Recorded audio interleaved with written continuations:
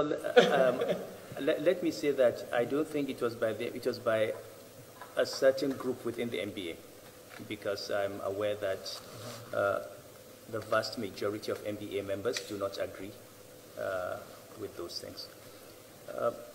You know, if you have an opinion, people will either agree with you or disagree with you.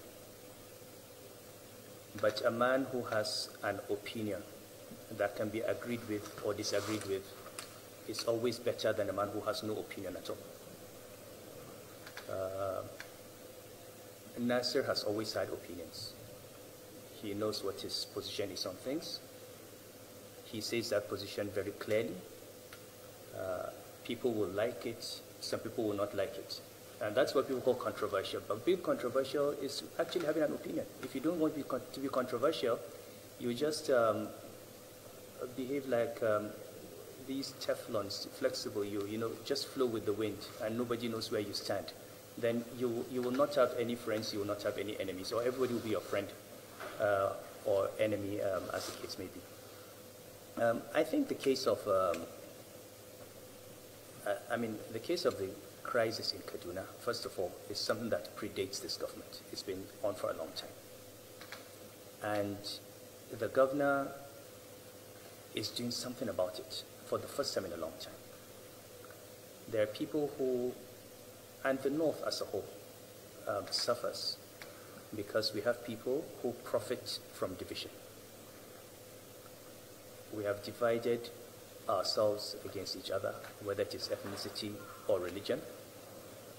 And I think when you have someone who says, I'm simply going to stand for justice, for the rights of human beings, and do what is right,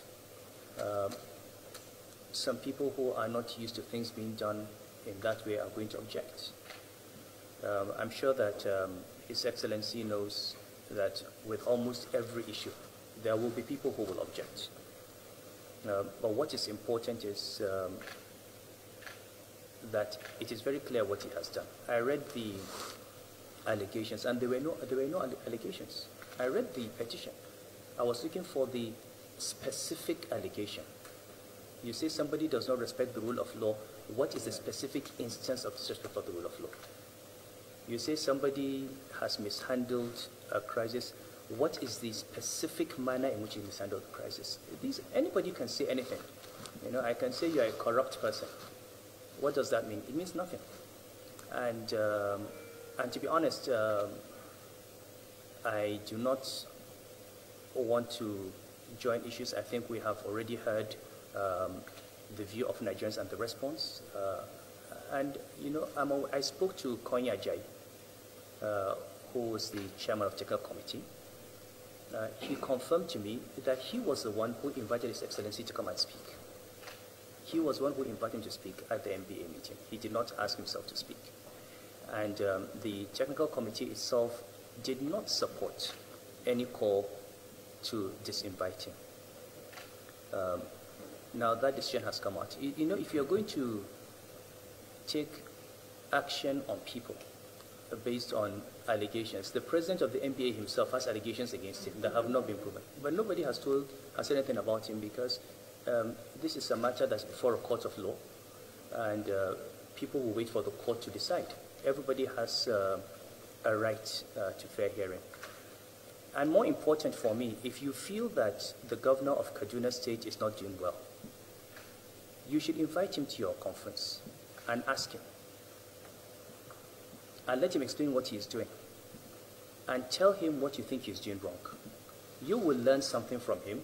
He will learn something from you. Disinviting him is not the path of people who actually want progress. Because if you disagree with someone, having him in your hall where you can tell him your view is the best way. And he can defend himself. And if there are things that he needs to improve, he will take them on board. And if there are things that you don't know that he's doing, you can be better informed. That is, I think, the best way to handle issues like this. But again, I have seen the response from different branches of MBA. I hope that this matter will not be turned into a religious and ethnic matter. It should be a matter of principle, that no one should, and I really think it is their loss, because if he was there, he would add value to the conference, and they would also learn something about what he's doing, and he can also take something. And I hope that if they invite him, or if they change their mind, he will consider. But it is sad, and I think this is a matter that will continue to unfold, but it's sad for the MPA itself, and it's sad for freedom of speech, and also fair hearing. I have known Nasir since we were 16, 17. He's a nationalist. Anybody who knows him, he has never, ever, ever been associated with any ethnic or religious bigotry. All our friends are Nigerians. Everybody who knows us, people don't even think of us as northerners, or because, I mean, really, we're just Nigerians. And anybody who knows him will tell you that he's just a Nigerian. Look at the people that he works with. Look at the people around him. Look at the friends. I mean, show me who your friends are. He hasn't surrounded himself with people from a particular ethnic group or a particular religious persuasion.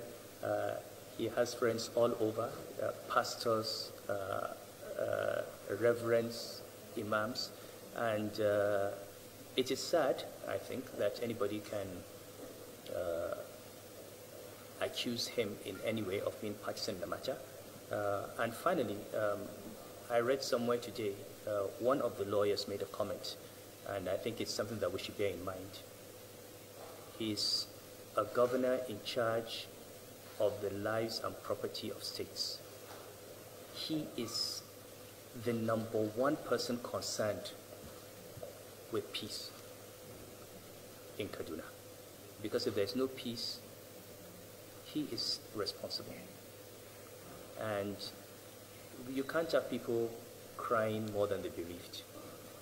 If we do not assist him, I think the least we can do is pray for him and give him a chance and advise him.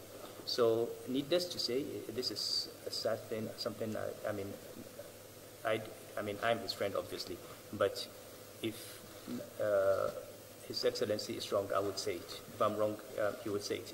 We'll still be friends. But on this matter, I think it was, but just more to the discredit of the MPA Executive Council than to him, since he did not invite himself. And if they choose not to invite him, that's fine. He will have other opportunities. I mean, he will always be invited anyway. This one less speaking engagement. So, but we pray that this matter will be resolved. And most important thing is that Kaduna State should have peace. And we should not complicate efforts at peace building. I read today that the groups are meeting, and I hope and pray that they will reach a compromise and we'll see peace in the state. That is the most important thing. Not speaking at MPA or what MPA says, but there should be peace in Kaduna State and in this country. Cikin harshen Hausa ne ma ina so zama wannan tambayar. Kamar yadda ka yi maganar cewa tun lokacin da Allah ya sa ka sauka da kan sarauta jihar Kaduna ita ce jihar da kai alƙawarin cewa za ka fara ziyarta. Wasu za su iya cewa wannan ziyarar taka tana da nasaba ne domin wannan ziyarar da ka kawo mai girma gwamna tana da nasaba da takaddama ne ko jin ya gayyata da ƙungiyar lauyoyi na Najeriya sun kawo shi mai girma gwamna Malam Nasiru El-Rufa'i. Ba ta da nasaba da ita, amma tun da lokaci ne da takaddama take ciki, tilas ne a fuskance ta. Zuwa ne na zumunci, kuma zuwa ne na godiya akan ƙauna da aka nuna mana da goyon baya da tsayawa da nuna zumunci a lokacin da ya kamata a nuna mana. Wannan takaddama ta MBA takaddama ce wacce ba mu ji daɗinta ba ko kaɗan, kuma kamar yadda aka sani lauyoyin da yawa su ma sun